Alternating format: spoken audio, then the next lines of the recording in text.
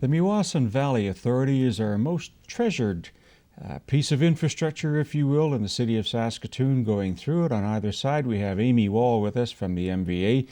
Thanks for coming to the studio today. Thanks so much for having me. I'm really happy to be here. I want to talk a little bit about yourself and the role that you have with the MVA.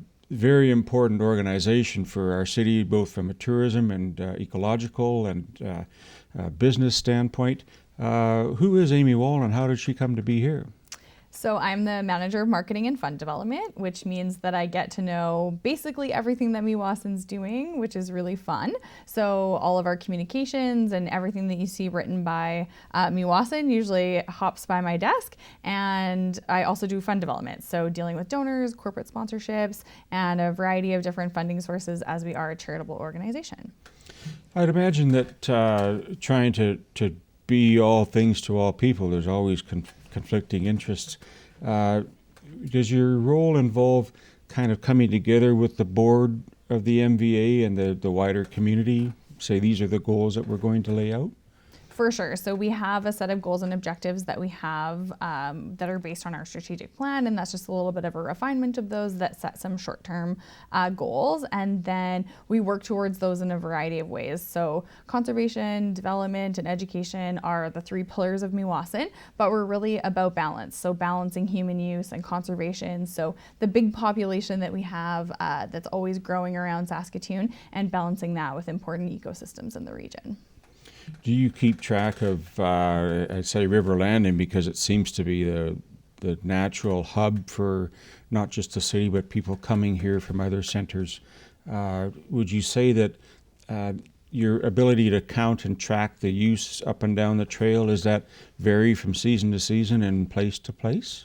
So we have a series of trail counters that are situated throughout the valley, along the trails and at specific sites, and those keep track of how many people visit. So last year we had 2.32 million visits tracked to the trail system in over 105 kilometers of River Valley Trail. So we have tons and tons of people that are out in those spaces every year, and we track those ongoing. So that's a huge increase. We had almost a doubling in some of our busiest sections over COVID, and we haven't seen that drop. So people increased going outside and they haven't gone back inside, which is great. I heard you say about the balance, always a challenge for leadership. Would you say that with that many visits, there must be some need to manage accessibility for those that might have scooters or walkers and wheelchairs, and the need to preserve green space with accessibility and being able to get down to where the water is, or at least hardscape up to that level?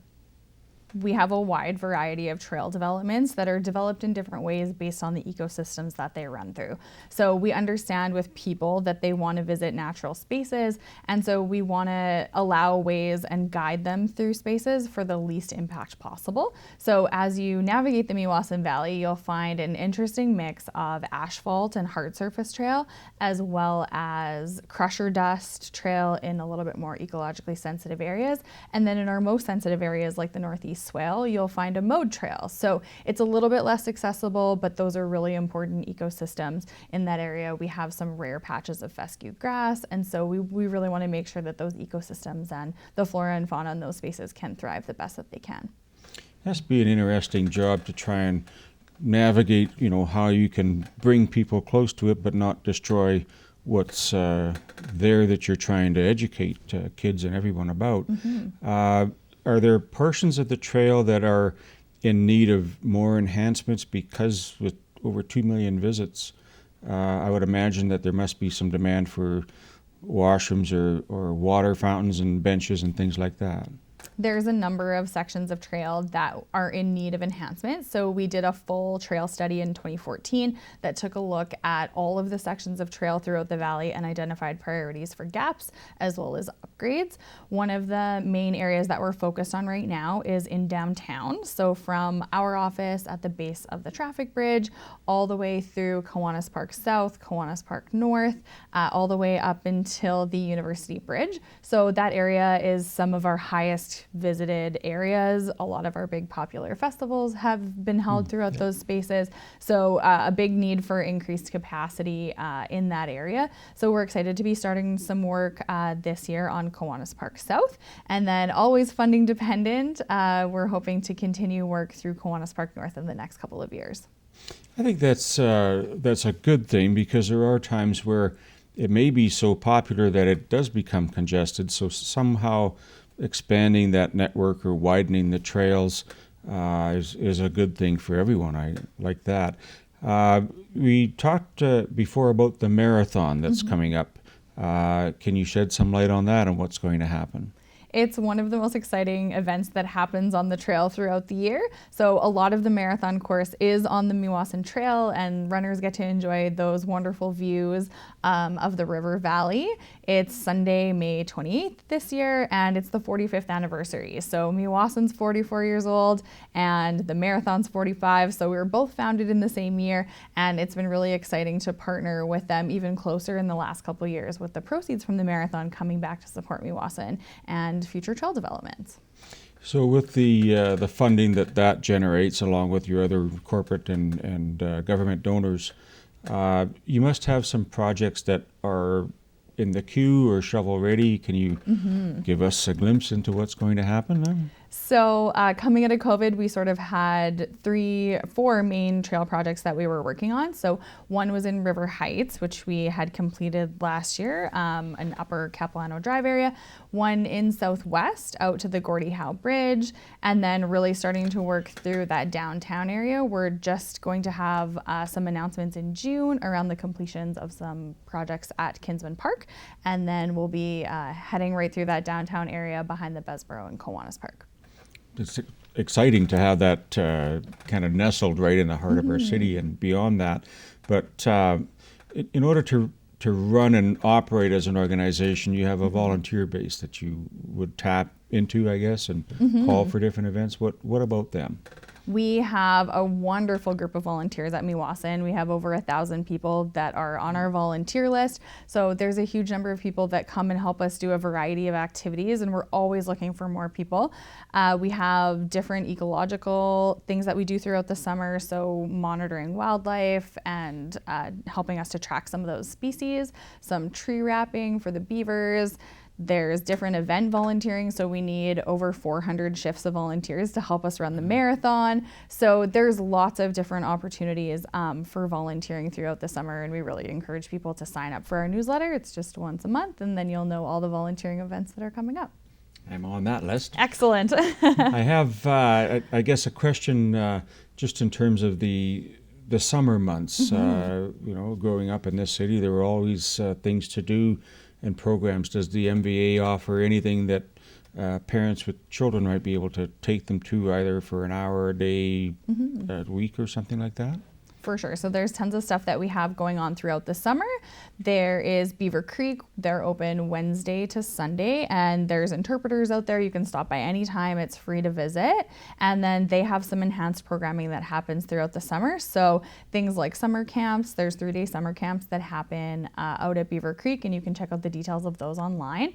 And then we also have some adult programming. So there's Learn to Bird breakfasts. We also have a fun one called Naughty by Nature. It's all about the birds and the bees of the animals and plants that live on site at Beaver Creek, and that's paired with some local food and beverage after hours at Beaver Creek. So we have lots of fun stuff for any age group and any interest level really in the environment. So you've been there a number of years. What would you say is the most invigorating part of your job? It must be exciting to see changes every year and people all the time and the faces of children. What do you like about your job? I love my job so much. The coolest thing I think about working at Meewasin is all of the people that we have. So the staff of Meewasin has such a wide variety of skill sets in environmental and landscape architecture and urban planning, and there's just so many talented people that work really hard together on behalf of our community. And combining that with volunteers, there's just so many interesting people that lend their skill sets and help us to do so many cool things for our environment. You mentioned earlier 105 kilometers, I think, of the trail. So how far does that extend beyond the borders of Saskatoon? So most of the trail is within city limits. So we run to the Chief Mistawasis Bridge all the way to the Gordie Howe Bridge now with the completion of that Southwest Trail that closed that length completely. You don't have to leave the trail basically at all to get all the way that distance. And then quite a bit of trail along the east side of the river as well. Then we also include within that 105 some of our rural sites. So we have hiking trails out at Beaver Creek, Cranberry Flats, Fried Hill Canoe Launch, there's some trails. So there's a variety of spaces that help us to make up those numbers. You just blue skying, I guess. Do you ever see the potential to link up with the Whitecap Dakota First Nation with the casino and everything that's going crazy out there, some linkage that we'd be able to network both on the river and along the riverbank? Do you think that might happen? That would be great. Beaver Creek is quite close out that way, and so it's not really too far of a distance from Beaver Creek out to Whitecap. So absolutely, that's something as we continue to grow that we have on our wish list. Well, I can't wait for that to happen. If people are interested in volunteering or want more information about the marathon and maybe just about the MVA, how would they reach you or the MVA itself? So the best way is always online. Our website has tons of information about everything that we're doing in volunteering, all of our summer experiences, and all the information about upcoming projects, trail detours, anything like that. And at any time, you're welcome to email any of the staff. There's lots of contact information on the website. We're also open Monday to Friday at the office, so if you want to stop by and ask us any questions, there's lots of smiling faces there that will help answer all your questions. Too easy. I want to thank you for coming down, and best of luck this season. We'll see you at the races. Thank you so much for having me.